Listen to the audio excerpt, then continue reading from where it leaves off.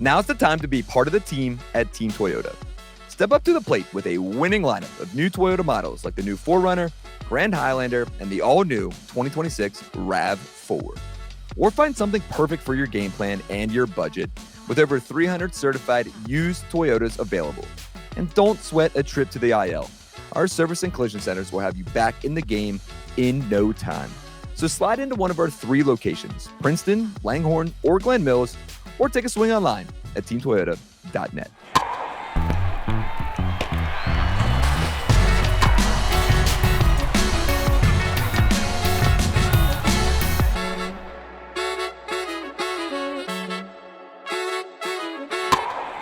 This is Phillies Talk, presented by Team Toyota. I am Spencer McKercher, digital video producer here at NBC Sports Philadelphia, and I'm once again joined by my co-host, Sean Kane, the producer of Phillies pre- and post-game live. Sean Kane, we made it. We made it, Spence. It's time to start playing ball. We're 2 days away.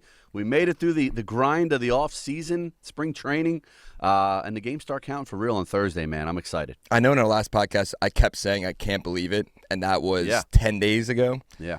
Now here we are, where we are 2 days away from opening day, and we have everything covered, a jam-packed episode here for you guys today, just previewing a lot of predictions, and we also have some storylines coming out of camp, Sean Kane, which we do. We'll get to right away. But off-topic start. Yes. How was your weekend, buddy? I know it's not the best off-topic start, and there's a lot of college basketball moving and shaking. The Duke Blue Devils are in the Sweet 16, feeling good about that. But how was your weekend up in State College? Yeah, I spent my weekend in State College, beautiful Happy Valley, for a 5th grade state basketball tournament. Insane. You know, is that we had our own version of March Madness up there in State College. All the games were going on in the NCAA tournament. But my son, our oldest son, his 5th grade select travel team, whatever you want to call it, made the state tournament. So they went up there, won a perfect 3-0 in their pool play, and then unfortunately lost a tight one in the quarterfinals. Not that we want to make excuses for a 5th grade squad, but they didn't have their starting point guard in that game. So that's going to hurt you in a tight game against a good team. So, but it was awesome. Put a bow on the 5th grade season, had a good time in State College, kept my eye on, of course, March Madness, and what else was going on with the Phillies, because it was a busy weekend in terms of Phillies news, which I know we're going to get to. But it was nice, State College. Good to be up there. It's been a while since I've been up there. Love it. And as we wrap up, too, because this is our last off-season pod. Yeah. What was your favorite moment of the off-season? My favorite moment of the offseason, Phillies related? Anything. Or anything. Oh, yeah, did you have like a great moment either way, Phillies related too? Yeah, off the top of my head, I think just spending time with the kids. There you I go. Coached a lot of youth basketball. Yeah, you did. Both of my boys, my 5-year-old and my 11-year-old, and that was fun. Both of our teams did really well. We improved.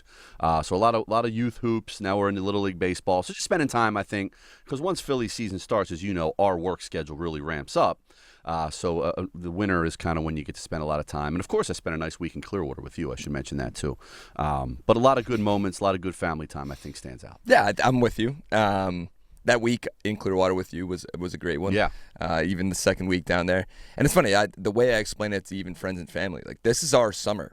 Mm-hmm. You know, from November to February is our, June through August for normal people, if that's what you want to call it. Right. A little bummed, didn't really get to go any places besides spring training, which was great. Obviously, very lucky to do that. But there's a lot of good, cool trips coming for me, Sophie, and the family coming up. So there you go. Looking forward to that. But let's dive into it. Dive in. There's a lot to cover here. Yeah, there is. There is a lot to cover, and we're going to start with your opening day starter. Yes, sir. Who I wake up on Sunday morning, and I'm like, of course. Like, the news just does not stop. Mm-hmm. And we're talking about Cristopher Sanchez getting a new 6-year extension with the club. And right before we got started, you mentioned to me that one of our favorite running jokes was how much of a steal that contract is. But really, in reality, and we'll get to Jim Bowden's tweet. And if you haven't seen it, former GM basically was like, this is terrible for baseball. I completely agree, or disagree. Excuse me. Wow, I disagree. No, interesting. I disagree. Sure. I think it's a win-win for both teams, and I'm very happy for Cristopher Sanchez and the Philadelphia Phillies. It's a great move, and it's a great move. And the whole Jim Bowden thing is basically like it sets a bad precedent, like they didn't have to do this. Well, like they wanted to do it, and they owed it to Chris Sanchez to do it. The extension he signed in June of 24 ended up being so team-friendly, and I get why Sanchez did it at the time. He really hadn't proven himself as elite yet. His story is remarkable. He's 2021, 22, 23. He's bouncing back and forth between the minors and the big leagues. Is he going to make it? And he sticks finally in 23, and then 24 has a great year. And he took that guaranteed money, that 24, 25 million, whatever it was guaranteed in that extension he signed in 24. And then, of course, the season he has in 24, the season he has last year in 25, he's the runner-up for the Cy Young. It was kind of comical, not to him, obviously, but to us, like how underpaid he was. Correct. Like, oh boy, he's really earning his $6 million this year, and wait till he gets to next year and he earns that $7 million compared to what guys are making around baseball.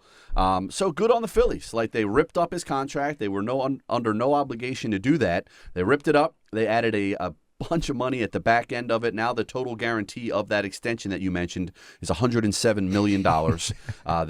They sign him to 32 now, and in 31 and 32, I believe he's going to be getting paid $30 million. They upped his guarantees in the previous years before that. So it's a good move. I mean, they believe in him. He's proven himself to be one of the best pitchers in baseball, and you want to keep him happy. They just gave Luzardo the $135 million extension, so Cristopher Sanchez certainly deserves that and more, frankly. I mean, he's probably, in my mind, maybe a rung ahead of Luzardo. We'll get to that later. But two of the best pitchers in the National League. They lock both of them up for years to come. And I just think it's a good move by the Phillies and Cristopher Sanchez and his camp that they were able to iron something out before the start of the season. Arguably the two best left-handed pitchers in all of the National League. Yeah. And now you lock him up. You lock Luzardo up. You have Nola locked up.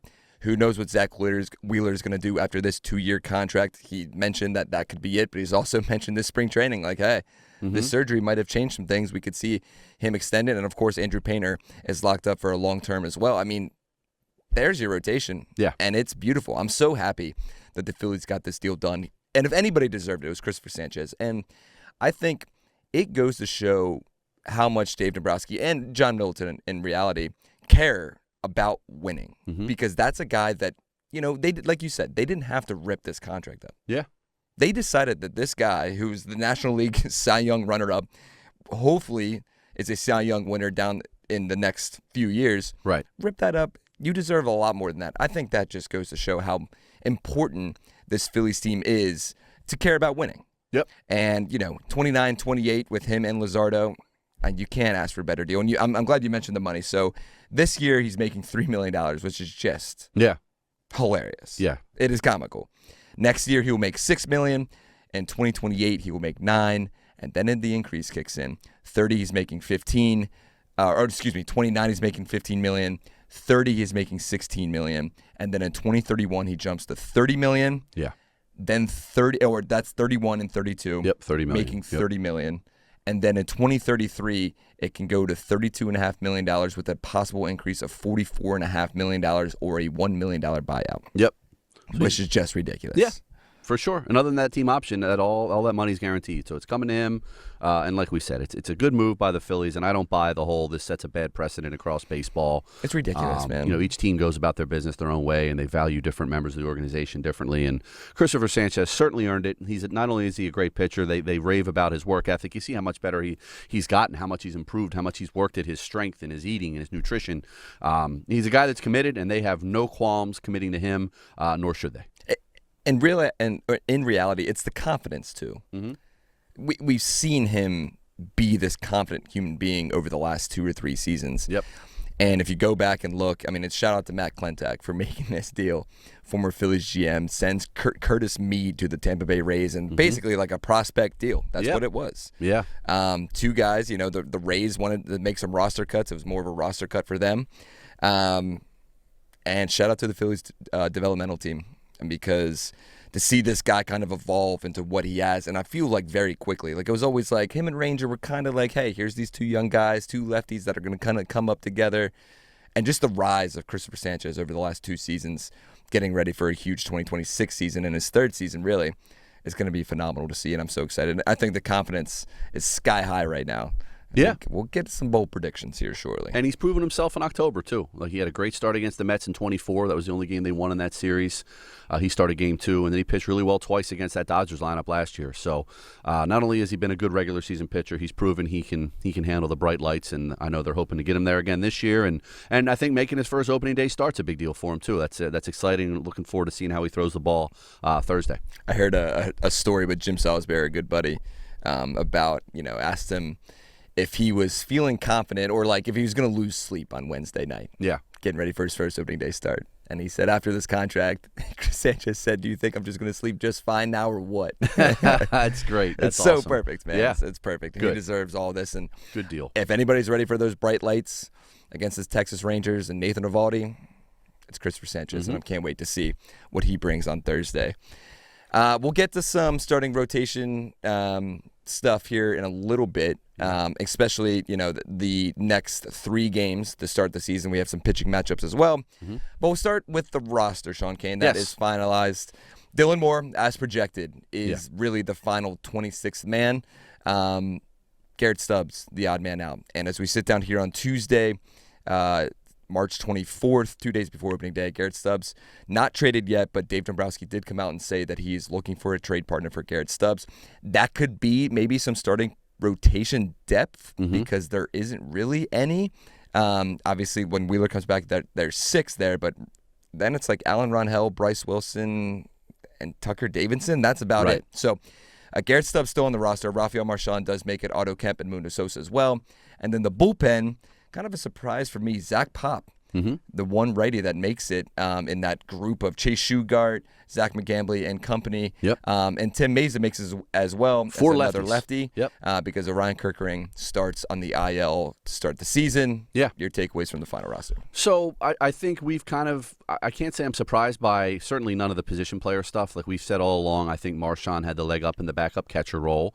I know they were trying Stubbs at different positions to improve his versatility. So we'll see what happens. I know they want to try to give him a shot to catch on somewhere. And if not, maybe he goes back down to AAA, and he's a great asset down there for a number of reasons, including working with the young pitching staff down there. So not surprised by Marchand, and not surprised by Dylan Moore either. We had talked about that a ton. Brian De La Cruz, who's going to win that last job. And I just think the versatility that Moore provides and can play those different positions is value. And frankly, and then it's been said that the 26th man's probably not going to play a whole lot. So they want De La Cruz to go somewhere, AAA, wherever, to continue to swing the bat and get regular at bats. And if he's needed, if something happens in the outfield later on this season, then he can come up and he's ready to go. I think they think he's more valuable in that role than he would be as a utility guy or a guy that barely gets any at bats in the first month or so of the season. So not surprised by that decision.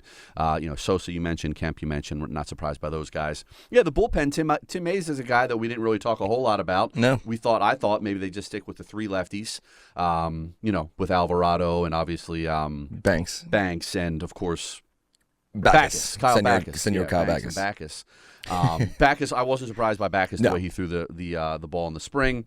But yeah, Mays is a little bit of surprise having that 4th lefty. Obviously, Kerkering, as you mentioned, going on the IL to start the season, hoping he is back sooner rather than later. He's hopefully back around mid-April. I think that's a 15-day straight up. Yeah. We'll see in mid-April. Yeah, he's thrown a few times now already in Clearwater, a few simulated games and everything else. So he is close to returning, but makes sense to play it safe with him.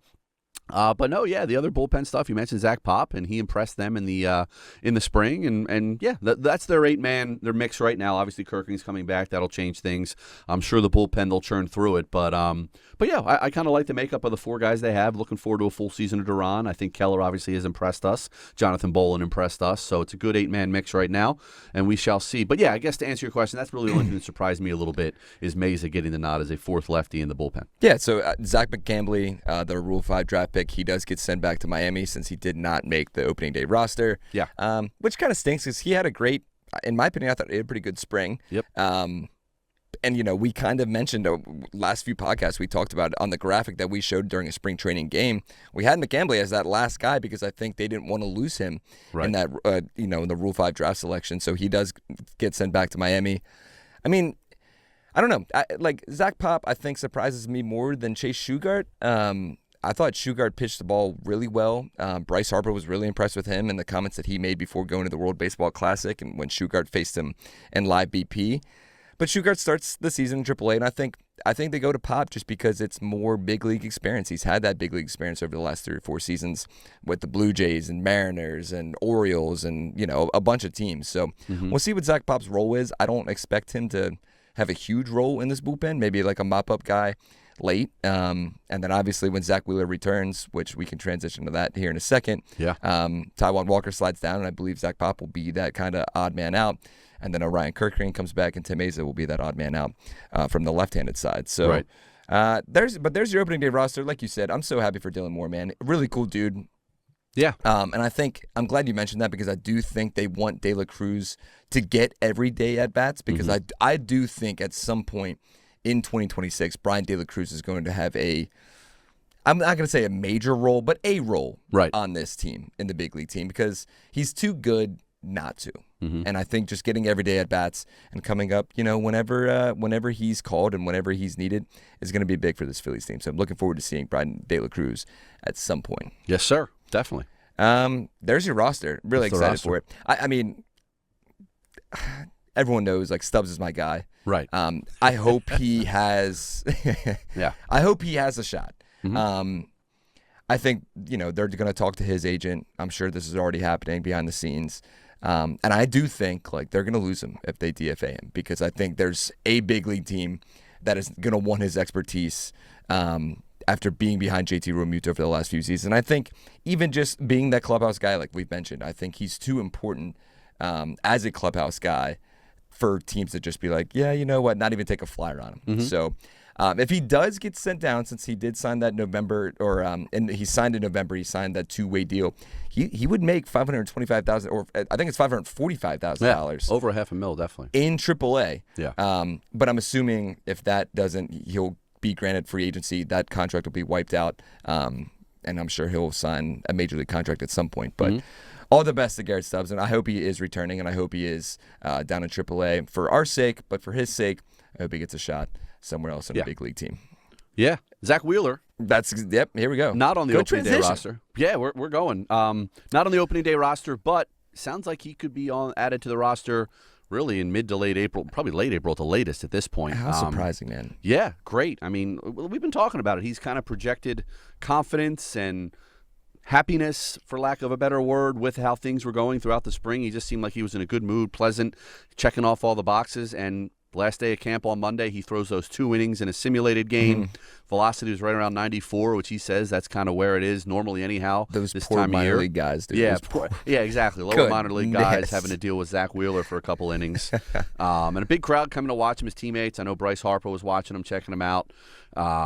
And now they just announced on Tuesday, I guess, that he's going to throw a rehab. He's going to make a rehab start Saturday. In Lehigh Valley. I think they want to make a rehab start, maybe 1 or 2 more. And then if you do the math, it could be mid-April. It could be, we're talking somewhere in that 15th to 20th range where maybe he comes back and joins the rotation. And if that's the case, he's only going to miss like 3 starts. Like if he stays healthy, knock on wood, obviously, he could end up making close to 30 starts this year. That's unbelievable. It's just best case scenario. Again, don't want anything to go wrong. We don't want to count our chickens before they hatch here, but yeah, no, he's really making progress, and to this point, it has been better than I think anybody could have imagined. I think we were maybe thinking May or whatever, but no, for him to come back in mid-April, I think that we would have signed up for that and then some, back in the fall. So, and Scott Lauber had this cool tweet. So, Zack Wheeler gets his surgery on September. Like I was just trying to look it up quick. I believe it was like September 20th. Yeah, that makes sense. There. Yep.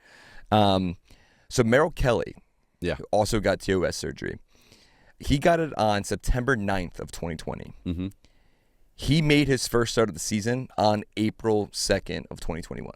Wow. So a very kind of similar timeline for Wheeler, which to me, I didn't expect that. And I thought Merrill Kelly, when he made that comeback, I thought that was phenomenal too. Yeah. And for Zach to already be throwing, and I'm sure if you're a Lehigh Valley fan, if you're living up there, and you had tickets to opening weekend, now those tickets have skyrocketed for Saturday because you have Zack Wheeler making his debut of 2026 on March, 30th? No, 27th?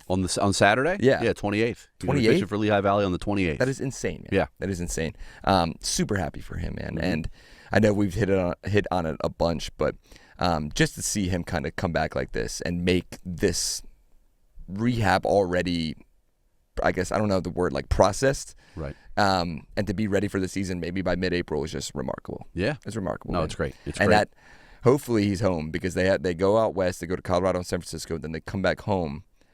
That makes sense. That would probably be right around where I'm thinking he'll be making his major league debut. And man, that standing ovation, we want to talk about Kurt Green's standing ovation when he comes in. Zack Wheeler's standing ovation when he gets back on the mound at Citizens Bank Park is going to be chills galore, buddy. And everybody seems confident that he's going to be the old Zack Wheeler, too. Like, not only is he going to be back, but they expect him to pitch like he's pitched for them the last 5-6 years, which, as we all know, that is there's not many better in baseball when he's on his game, and the velocity seems to be there. He seems to be sharp.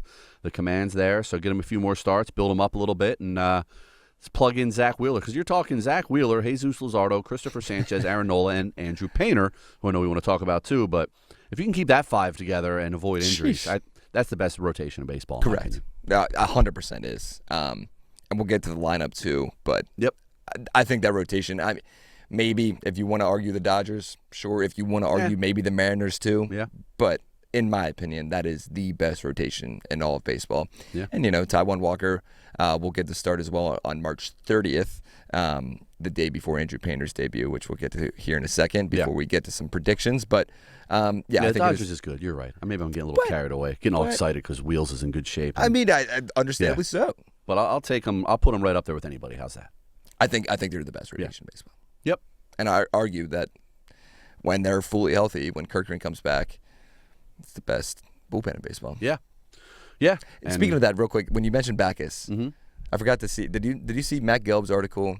He mentioned Kyle Backus has never been to Philadelphia. Never been to Philadelphia, and the opening day will be his first Philadelphia experience. What a cool way! I know we talked to him down there. That was a good dude, man. Good guy, and really, really impressed this spring. And if they end up getting something out of him, and that's going to be a great, great pickup because we've talked about it at length. That delivery of his from the left side is really just a nightmare for left-handed hitters. How he's coming from that side angle and how hard he throws and his pitch mix. So, he earned his spot, and I think they're going to be not just a guy that pitches here. I think they're going to rely on him in some pretty big spots against left-handers. Bingo. And even on Sunday, he pitches in the game on Sunday, he lets up a base hit, then strikes out Judge, Stanton, and Chisholm. Yeah, that's awesome. From the left-hand side there. Yeah. I'm very excited. If you're a Phillies fan, you should be very excited about Kyle Backus. We've been talking about him a lot this spring. Yep. And it's somebody that excites me, and I think we'll see him, I don't know about late rolls, but I think we could see maybe like 6th, 7th inning, depending on what happens. Because I think from the left side, you have Alvarado and Banks. And you have Keller as kind of like the setup man from the right side, Alvarado from the left, so we'll see. Yeah. They got some options. They left and right in the bullpen. Yep. And as we wrap up here before we get to our predictions, what a surprise. Andrew Painter and Joseph Crawford are on the roster. Yeah, Painter looked great in his last start. There was just some tweets that were like, wow, like I can't believe they made it. No, what? Barring a complete disaster or injury, those guys were going to be on the roster, and they earned their spots. I think Painter had some ups and downs early, but he pitched great in his last start. Really, really good, and just seems to be making progress. He's going to start the 5th game of the season. And Crawford earned it. We talked about it. He looked comfortable. I think that's what they were looking for. Looked comfortable in his at bats. Looked comfortable in center field. Had a big triple against Skubal. I guess that was late last week. So.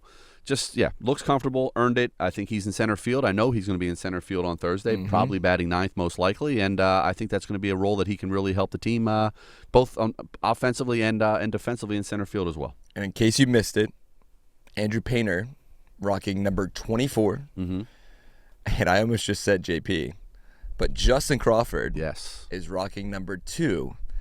And just like his cousin. So if you have that J.P. Crawford jersey still, bring it out, dust it off. Love it. Because it is now a Justin Crawford jersey, which is kind of cool. It's very cool. And I think that's a really cool number for him. He's going to look great in that. I wanted to ask, though, I saw a tweet from our buddy Luke. So Painter will wear number 24. Yeah. Give me the last 2 Phillies to wear number 24. 24. Crazy names. Like, kind of like when I first started, 18, 19. Is it Roman Quinn? That is one of them. There's one right before that. Right behind Roman Quinn. Who, like, big prospect. And when I say big, I mean big. Dylan Cousins. Close. Close. It's very similar to Dylan Cousins. Big, like a big guy. Think literally. Not like Derek Hall. I'm just thinking Derek Hall. Derek Hall wore 24? Derek Hall wore 24. Wow. Insane, dude. That's I'm surprised I pulled those out. When you brought out Dylan Cousins, I got chills. Yeah, Dylan, you said big prospect. Well, Dylan and Reese were like the Bash brothers down at Reading, man. Yep. Forget about Dylan Cousins. And then Derek Hall comes in, and Bryce gets hurt, and Derek Hall does his job, and hilarious. So Roman Quinn, Derek Hall, the last four, and then before that, Darnell Sweeney, holy cow, Grady Sizemore, forget he was even on the Phillies, and Ty Wigginton. What a glorious era of Phillies baseball that was. Just from the last 24 14 to like 18 there. That was fun. I will say I'm a little sad, and I texted you to clarify to our listeners last time we talked. It is Andrew. Yes. I talked to him. So we don't have to worry about Andy. He wants to be known by Andrew. Good. Not Andy. Got that cleared up. Got it cleared up. Yes. Tough loss for his Gators, too. I'll have to talk to him about that. Yeah. You can't be happy about that. I thought he was going to go to 76, though, and I thought it was going to be awesome. Yeah. I kind of was a little sad he went to 24 because I thought 76 is kind of just that pure number. Right. But yeah. No, and I'm looking forward to watching him pitch, man. Monday it'll be against the Rockies, his major league debut. That's going to be exciting. Or not Monday, it'll be Tuesday because they have the off day Friday. Tuesday. Yeah, the 3-game series ends Sunday against the Nationals with the Rangers, and then the Nationals come in for the next series. I know they go to Colorado. Yes. Got to lock down this April schedule here. It's here, baby. But yeah, so he'll be on the mound Tuesday against the Nationals, making his debut. That's going to be exciting. I would, if I were a fan. Yeah. That's the ticket that you want, because I think in years from now, Painter's debut. And I know we don't, you don't have like the solid ticket anymore, but screenshot that ticket. Yeah. To say that you were at Andrew Painter's major league debut, because I think it's going to be that good. Yeah, man. Not only that day, but for the rest of his career. All right, quick ad break, and then on the other side, we have our season-long predictions, baby. Finally, gosh, I can't believe we're prediction here. time. But quick toss to a quick ad, and then we'll be back on the other side. Welcome back to Phillies Talk, presented by Team Toyota. Sean Kane over there, Spencer McKercher over here. Before we get to our predictions, Sean Kane, we did mention, we just wanted to say the starting rotation plans for this week are finalized. I mentioned on the last podcast, we talked to Topper, it sounded like Aaron Nola was going to start Game 2, and he, in fact, is starting Game 2. But we'll start for Game 1 of 162 on Thursday at 4:15.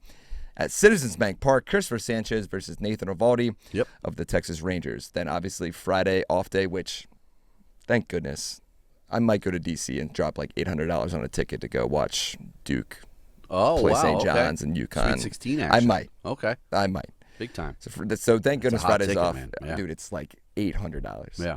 Okay. It might be worth it. We'll see. Saturday, 4:05 at Citizens Bank Park, Aaron Nola versus Jacob deGrom. Old friend Jake deGrom. Going to be a fun one. That one's going to be awesome, man. As fun as Thursday's going to be, Saturday's going to be great because you have Aaron Nola got to bounce back, and I think he will. Temperatures look a little colder than they are on Thursday. Yep. It wasn't looking great. Thursday looks beautiful. If Thursday's you're going warm, yeah. I'm going to pull it up quick. 71 high on Thursday, but then on Saturday, a high of 45. Not Knowles weather. Not Knowles weather at all. So we'll see what happens there. Yeah. And then Sunday, this is just going to be a perfect Michael Barkan, Ben Davis game because it's Sunday at 1:35. We have Jesus Luzardo versus Mackenzie Gore. Oh, wow. Yeah, another old friend. Another old NL East arms coming in. Yep, back to back. Mackenzie Gore, that's 1:35 on Sunday. Mackenzie Gore. Rangers got themselves a nice rotation, too. Yeah. And he's, who made the roster for them as well? Who's that? Andrew McCutchen.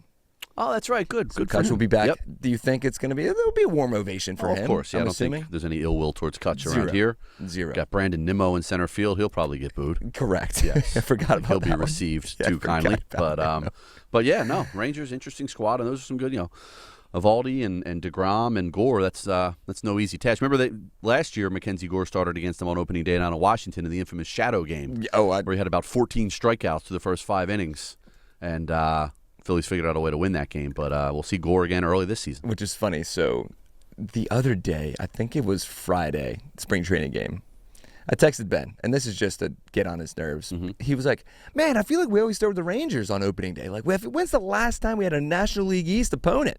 Last year, baby. Like, last year. That was last year, brother. Yeah. That was the The Nationals. schedule's tough sometimes. It's tough. I had It's the tough. Rockies coming in here instead of the Nationals this year after the Rangers. It's tough. You got to get into regular season schedule mode here. I wish I could share what his response was to me, but Yeah, I'm it's sure it was something not clever. safe for work. Yes. Yep.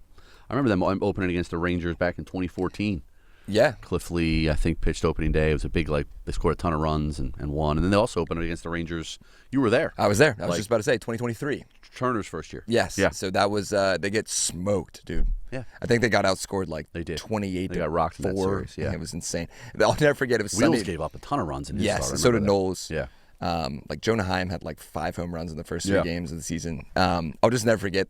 It was a Sunday night ESPN game that night. Yeah. And I'm on the field, and all of a sudden they're like, everyone has to seek shelter. There's literally a tornado, directly outside. And you can see, they had the roof closed, but you can see the windows. And I was like, huh? what? You never know. Oh, it was insane. Well, yeah. So that good pitching matchups. Good pitching matchups. Exciting to see that. Like I said, this Phillies rotation, I really got high hopes, and we'll see how Taijuan does in his first start on Monday. But yeah, and then Taijuan, we talked about that a lot too. I think when Wheels does come back, Taijuan factors into that bullpen and whatever role they need him. For sure. I'm excited to see what he ends up doing. Yeah. All right, so last but not least, before we get to predictions, yes, the lineup on Monday, pretty much, and I think Rob Thompson came out and said, sure, that probably, most likely, could the be our lineup. Yep. For Thursday. So it was Turner 1, Schwarber 2, Harper 3, Bohm 4, Stott 5, which I think is very interesting. Yep. Garcia 6th, Marsh 7th, JT Realmuto 8th, and Justin Crawford 9th. Yeah. And I think that's your opening day lineup. Yeah, so with the exception of Harper and Schwarber, I think they go Bohm right, Stott left, Garcia right, Marsh left, JT right, Crawford left the rest of the way. I think I'm just more interested that Marsh and Stott are switched. Yeah, well, but Stott's had a great spring. He has, and he's driven the ball too. He's hit some homers, he's hit some doubles, and we talked about that. If he's a guy that's driving the ball, then I think he gives you that guy in the 5 spot. That's not your prototypical 5-hole hitter, but good bat-to-ball skills. We're going to get to Bryson a little later because I think he's in line for a good bounce-back offensive season. But yeah, no, it is surprising. I thought maybe Garcia in the 5-hole, but then you go Bohm 4, Garcia, you have a couple righties there after 2 lefties in the 2-3 spots, so you want to break that up a little bit. But no, I'm good with Stott in the 5-hole. He's hit there before, and they're going to give him an opportunity. And if he can continue what he's done in the spring, I think that's a good spot for him. One thing I was surprised a little bit by, I thought they might flip Schwarber and Harper, just to get Harper going, to get him back and kind of get him to a hot start. Put Schwarber behind him. Obviously, that's going to give Bryce a little more to hit in the zone when you got Kyle Schwarber on deck behind him. But apparently, I think Rob Thompson got some input from the guys, and Bryce likes hitting third, and Kyle likes hitting second, so if that's what they want to be, let's go with it. And as Rob Thompson always points out, we've had a lot of success with this lineup. They certainly won a lot of games with it last year, so not surprised Turner's up top. Thought they might flip-flop Harper and Schwarber, but they're going to stick with the way they stacked those guys last year. Do you think there's going to be a chance at some point this season where they are flipped? Oh, yeah. I think for sure, right? Definitely. Yeah. I think that we're going to see some tinkering and some changes, and if one of those guys is, for whatever reason, struggling, maybe flip it around a little bit. I do think, obviously, Turner, Harper, Schwarber in some order will be the top 3 throughout the season, barring injuries. But yeah, no, I don't think it's a set in stone. I think they could tweak Bohm in the 4 spot, and they could go with somebody else in the 5 spot. I think it'll be pretty fluid. But to start, it's pretty interesting, and I'm looking forward to seeing how they do. I think there is a chance that is flip-flopped at some point, and I think there's a chance that we see Adolis Garcia in the 4-hole. Yep. Even maybe even next week, depending on how this lineup kind of transfold, because I do think there is going to be platoon opportunities as we can hit that quick. I think Sosa is going to be playing a lot. They want him playing a lot. Yep. So him and Stott will be kind of teetering back and forth. And then obviously Otto Kemp and Brandon Marsh, maybe even Otto Kemp and Justin Crawford here back and forth too. So I think the platoon opportunities are going to be there for both of those guys. Yeah. Or I guess I should say all 4 of those guys. Yeah. But I am interested to see when. I don't think it's frustration per se for Topper. If Bohm, we just saw the spring that Bohm had. I'm expecting big things from Alec Bohm. Contract in the month year. Of April, contract year, and all season. Yep. But I do wonder when that first lineup switch will be where Adolis Garcia is batting 4th. Yeah. Because I think that's going to happen because I do think he's going to have a heck of a bounce back year as well. Yeah. No, there's some options. And yeah. Again, I think it's fluid. Things will change. But the platoon thing, I'm obviously not surprised with Kemp. We talked about that all spring, that they want him to platooning left with Brandon Marsh, and you're going to see Otto Kemp against left-handers. Sosa and Stott, we've seen them kind of platoon those guys before, and Stott had a big spring, but they want to get Sosa in the lineup, and Sosa's going to play, and Sosa's a guy that can also play short if needed. He can play third if needed, as we know. They even tried him in the outfield a little bit last year, but I think you're going to see a lot of Sosa against lefties, and those will be games where Stott and Marsh, they stay ready because there's going to be a righty coming in, and we've seen it before where those guys come in as pinch hitters, and what a bench you have when you have Marsh and Stott coming off as lefties. So I think you're going to see a lot of Sosa. They're going to use their bench a lot. You're going to see a lot of Marchand, I hope, just to give JT, as he gets older here, a little less workload. They say that every year, and it never really happens. It never happens, right? But we'll see. And Dylan Moore, we talked about, I don't think he's going to play a whole lot barring injury, but just good to have him and plug him in wherever you need him at a couple different positions. I think with Dylan Moore, I think it's one of those two where he might even he's got speed to a point. He's not like the fastest guy on the team, but maybe a pinch hit here and there, a defensive substitution at some point. Definitely. But I do think you have a really good infield, in my opinion. Yeah. No matter where you put Sosa too, that's a great infield. Yeah. I'm sure we'll see Dylan Moore probably play first base if Bryce needs a day off every once in a while. Right. But other than that, I think your infield's pretty much set. And I'm glad. Sosa deserves at bats. Yeah. He's too good of a player not to get no doubt. Regular at bats. I was going to say daily, but regular. One of the best bench players in the National League, correct. in my opinion. I would argue even in all of baseball. Yeah. No doubt. So, all right, kid. You want to get into it? Let's get into it. All right, let's man. go. Season prediction time. We got some over-unders we're going to get to. Can you believe it, man? We're season here. prediction time with the season 2 days away. I'm going to start with these bold predictions. Okay. We're going to make one each. I'm going to make one. You're going to make one. Oh, boy. Obviously, okay, you can do a little honorable mention because I was thinking of going Stott hitting 300. Okay. I wouldn't be surprised if that happened. I'm not going there. I'm not going. He hit 280. He's hit 280 before a couple of years ago. I think he gets up close to 300. But my actual bold prediction plays into that lineup. This is bold. The top 3 hitters. Be bold. Be bold, like Gabe. Gabe would be proud. Top 3 hitters in the lineup: Turner, Schwarber, Harper. I think all 3 of those guys score 100 or more runs. Oh, boy. Now, I know that's a lot of runs, and Schwarber's done it every year as a Philly. That is a Turner lot of did runs, it in dude. 23. He would have done it last year, I believe, if he didn't miss the last 3 weeks of the season. Bryce hasn't scored 100 runs since 2021, his MVP season. That's insane. A lot of talk about Bryce getting more walks, getting on base, being more patient. Bohm gives him a little protection. So Bryce is kind of the wild card here. It's been a while since he scored 100 runs, but I think Bryce can be a little more patient, take his walks, get on base, get that on-base percentage up closer to 400, and I think all 3 of those guys score 100 runs. That's crazy. Now, you count on them all stay healthy, which Trey, obviously, with all of them, knock on wood, could happen, but that's my prediction. All 3, Turner, Schwarber, Harper, 100 runs or more. Wow. That is bold. That is bold. We're ready to go. Bold me. Somebody bold me. Yeah. All right. Wow. So mine, I guess I'm gonna start low, medium, hot, real quick. Yeah. My low is Bryce Harper hits 40 home runs, has 100 low? OPS, and wins the MVP. That's the low bold? Here we go. Man, I can't wait to see where this goes. Here we go. I mean, I've said it all off season. Yeah, you have. On this pod that I think this is MVP type season for Bryce Harper. You're gonna maybe that's medium hot. You're going to love the over-under for Bryce homers when we get there. I took that from our betting Love sites. it. I can't Go, wait. you continue. I can't wait. He deserves it. He deserves to have this bounce-back season. We've heard all off-season the not-elite comments. I do think that's coming into play. I think he's ready to go, man. I think he's ready to go. And I know the World Baseball Classic, he didn't have his best effort, but I think that home run in the final, I know it didn't do much, but I think that kind of boosted his confidence. We didn't even talk about that because last time we talked was the day before the final. Yes. Big homer. Huge homer. Big and swing. Of course, just feel awful for him that it gets immediately, forgotten about because Harper, 40 dingers and an MVP. 40 and dingers, that's 100 OPS, 100 OPS. 1,000 OPS, yes. Oh, yeah, what am I saying? I got you. I know what you mean. Yep. 1,000 OPS, 100 OPS would be terrible. 1,000 OPS. Yep. And we move on. Okay. With an MVP season for Bryce Harper. All right. Real quick, too. I'm just going to hit these. Bryson Stott is an all-star. Okay. And a Gold Glove winner. Should be a Gold Glove winner. Justin Crawford, your National League Rookie of the Year, and Gold Glove in center field. My God. You're predicting all that? All of it. Well, the Phillies going to win 130 games if all this comes true. 140 games. The Rookie of the Year, the MVP, I think you're going to have the Gold Rookie. Glove, I think, and that Rookie of the Year battle is going to be crazy in the National League. Nolan McClain is still in there. J.J. Weatherford, who just made the Connor Griffin's Cardinals going to come roster up at some point. At some point.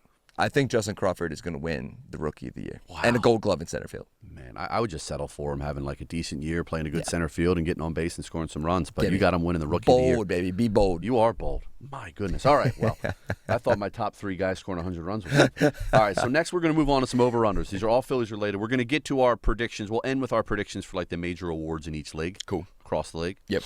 Over-unders. All Phillies related. Here we go. You're going to go first. I'll follow up.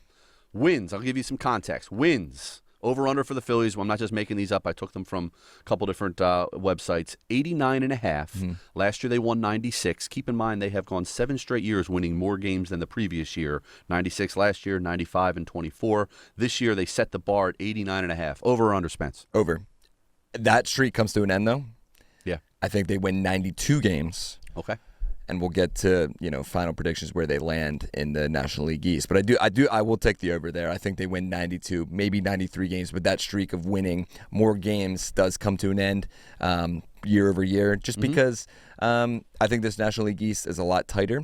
I think there's a lot more better teams in the division and across the National League as well. I think a lot of teams got better. Yep. And we'll see what health brings. But if Bryce Harper's winning the MVP, it's going to be tough to not win 95-plus games. But I will take the over and say 92. Okay, I'll go over too. And I really like their pitching staff, obviously. And with Wheeler coming back so soon, I think you're right. I don't think they go over 96. I think that streak ends. But I'm going to go 94. I think they win 94. I think they win the division. I think just pitching wins in the regular season. We've seen it. And I think they have the really great staff. And if they all can stay healthy, they're going to be in every game. And their offense can score more than enough runs. So I got 94 wins over. All right. I think I already know the answer to this. Bryce Harper, over/under home runs. They set this at 26.5. Yeah, that's crazy. He had 27 last year. Obviously missed close to a month with the wrist injury. So 26.5. You just talked about Bryce, but I'm assuming you go over. He's going to have 43 home runs. Wow. I think he's going to have 43 home runs. 43 I'm expecking big things. The brightest lights for Bryce Harper in 2026. All right. Career-defining year, because he's heard all the noise of, hey, this is your 15th season, which is insane for a 33-year-old, right? But I think he's heard the noise of hey, maybe he's not as what he was. Obviously, his own GM said that he's not, or his own president of baseball operations, I should say, is not elite anymore. He knows that the window is closing fast on this team, and I believe this is the year to do it. And he's going to put this entire team on his back and the entire city on his back, and I'll take the over, hammer the over. You're hammering the over. That might hit by June. You got that by the All-Star break. I'm going to go over as well. I think Bryce is motivated. I'm not going into the 40s. I think he's going to hit 30 or so. I do think he's going to walk a lot, so maybe that comes down a little bit. But he's going to get on base. I'll go 33 homers for Bryce Harper. Okay, like that. All right. Kyle Schwarber homers. We'll stay with the homers. Last year, 56 dingers, led the National League, 2 shy of Ryan Howard's franchise record for home runs in a season. This year, the bar is set at 41.5. I'm going to take that over too. I don't think he'll get to 50 this year. Yeah. I think we will. I don't think we're going to see a down year from Kyle Schwarber. Yeah. But I think we're going to see close. I'm going to say he ends with 47, 48 maybe. Yeah. Keep an eye out for that average though. I think if he can continue to increase the average like he has over the last 2 seasons. Yep. And kind of goes to more of I don't want to say a slap hitter, but to a point, a slap hitter. Yep. I think that'll bring the home run numbers down because I think they're going to want him on base. And if he's scoring 100 runs, we need Kyle on base. Yep. And, that's always a trip as well whenever he's on base and running around. But I don't think he'll get to 50 this year. Okay. But I will say 48. Yeah, 48, okay. It's easy to get to 100 runs when 56 of them are you just trotting around the bases. Bingo. That helps. Bingo. But 41.5, I think you got to keep in mind a lot of these over-unders, they keep health is the thing. Bingo. And knock on wood 1,000 times, Kyle's been healthy. He was a guy that dealt with some injuries early in his career, but since he came here, a few IL stints here and there, but no prolonged injuries. So 41.5, I'm going to go over. I don't think he gets 50 this year either. I think that's a tough ask to go back-to-back 50. But then again, nobody's hit more home runs since he became a Philly in baseball other than Aaron Judge. So Kyle Schwarber, just pretty remarkable his production. I'm going over. I'll say 44 homers. That's the thing. It won't surprise me if he gets to 50. I don't think he will, but it won't surprise me. It's a tough ask, but yes. It won't surprise me. Yeah. All right, couple pitching ones before we finish out with a couple hitting ones. I'll give you 3 pitching ones here. Love these. Aaron Nola. Now, this I just made up. Ooh, okay. This is my over-under because you can't find these. Aaron Nola, career ERA 3.83. Okay. Last year, we all know, 6.01. He's been down under 3 in his career. He's been just over 3. I got him this year over-under 3.75. Oof. Over-under. That's tough. That's a good number. I think so. Because if he is under that, Yeah. this Phillies team is winning the division and winning multiple games because he's had the bounce back year that they need him to have. I will say just slightly over. I think we're going to get, I want to say sub 4. Yeah. I don't think so. it's going to be 3.75. Yeah. But I will take the over on that ERA. And just because from what we've seen in years past from Aaron Nola, I think the pressure is going to be on him to have this bounce back season. And I don't want that to be too big for him. But I do expect a big year for Aaron Nola. I just don't know if it's going to be under that 3.75. Yeah, I'll go over 2. I think he's under 4, but that's why I put it at 3.75. I think I'm going to go 3.91. I was going to say 3.83. I'll take 3.83. It's close, but like I don't think it's going to be under that. And we talked about this earlier, but we'll go Zack Wheeler again. I made this up. Over under 25 starts this season. Wow. You're healthy, you make 32, 33. Right. They give you some extra rest here and there. I'm going to say under. Ooh, and I think just because they're going to give him extra rest because we don't know. Like, we don't know what to expect once he gets back. We hope that it's Zack Wheeler of old, and we hope that, the innings kind of get up there. He's not going to get to 200 innings, I don't think, this season like he has in years past. Yep.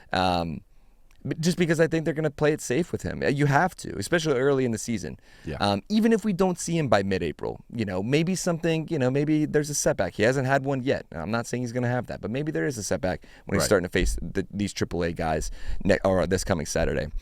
I'll take under than that. It's going to be close. I think he's going to get 20 plus. I don't know if 25 plus is or 25 is in play. All right, I'm going to go over. I'm going to say 27, 28. I think he misses his first 3 starts. I think he comes back and he stays in the rotation the rest of the season. And they can still do that. They'll find ways to give him some rest around the All-Star break, give him an extra day here, extra day there. Keep in mind, though, he's a guy that has been very adamant throughout his career that he likes to be on regular rest. He doesn't like those extra rests. Obviously, he's never come off an injury like this. Well, I shouldn't say that. He did have Tommy John way back when. But with the Phillies, he hasn't had a major injury. Right. So, yeah, I'm going to go over on Zach. I think he makes 27, 28 starts this year. I would love that. Our last pitching one, Jesus Luzardo. I knew that was coming. Jesus Luzardo. Last year, he had 216 strikeouts, career high. Weed. He was 4th in all of baseball, tied for 2nd in the National League. Only Logan Webb had more. Him and Skeens were tied. The over-under, this isn't my number. I found this from various betting websites. 182.5 punch-outs for Zeus, over-under. It's funny that I was going to say it's going to be like 183. Yeah, it's funny. That's wild. Yeah. Over. Okay. Don't know if it's going to be as much as last year. Yeah. I think teams are going to start to figure him out a little bit. They started figuring him out when the pitch tipping thing happened. Hopefully that is completely erased, but if it's not, who knows? I expect big things from Jesus Luzardo this season. Mm-hmm. That's another bold take. I do think he's going to finish in the top 10 of Cy Young voting. He was in the top 10 last year. I think he's going to get there again. Okay. But I'll say like 195. Okay. 195. It'll be just shy of 200. But man, because we've seen in the spring too, he has the strikeout stuff. It's back. Now, the only thing, his last few starts in the spring, a lot of loud contact and a lot of contact in general. Finished with 7 hits on Monday allowed. So I think he's going to be okay. I think it's going to be a slow start to the season, and then we'll see big games just kind of get back into it. Yeah. But I'll take 195. All right. Sounds good. I go way over. I'm going up. I don't know if we'll get to 216 again, but I'm over. I'm north of 200. Let's and go. You're going to hear why in a little bit when we get to some other predictions. But I'm big on Zeus. We talked a lot about him. I think he goes over 200 again and maybe even a little higher into that 215, 220 range. We shall see. 2 more over-unders, and we'll wrap up with our award predictions. Both offensive. We'll round it out. Trey Turner led the National League, NL batting champion last year, 304. First Phillies batting champion since Richie Ashburn. Insane. 300 on the nose. I made this up. 300 on the nose, over under Trey, hitting 300 this year. Under. Okay. Just by a little bit. I think it's going to be 293, 292. Yep. What we saw from Trey Turner last year was exactly what we wanted to see. He kind of went away from that power and focused on being more of a contact hitter. I think we see more of that this season, but I do think pitchers are going to find that out, and I think they're going to kind of work him a little bit longer, especially from the right-handed side too. I will say under. Now, if he hits another 3, if he gets above 300 again, I mean, plus with Harper hitting 78 home runs, right, you're gonna be in good shape. Right, you know? that'd be. I mean, this team's winning 140 games. Yep. Okay. But I will say just under right. 300. I agree. I think I got him in that 290 to 295 range. 300's a tough ass, man. Tough. Like he was in the National League. I think he was the only guy that hit over 300 last year. A few guys did it in the American League, but it's tough in this day and age to hit 300. I'm going to go under for Trey, but again, I got him scoring 100 runs, so that tells you what I think he's going to have another big year. Last over under. That's true. Alec Boehm in the cleanup spot. Oh boy. With everybody getting on base in front of him, scoring all these runs. He is career high RBIs. Oh, okay. 97 twice in 23 and 24. Last year only had 59. He had a couple different injuries he dealt with.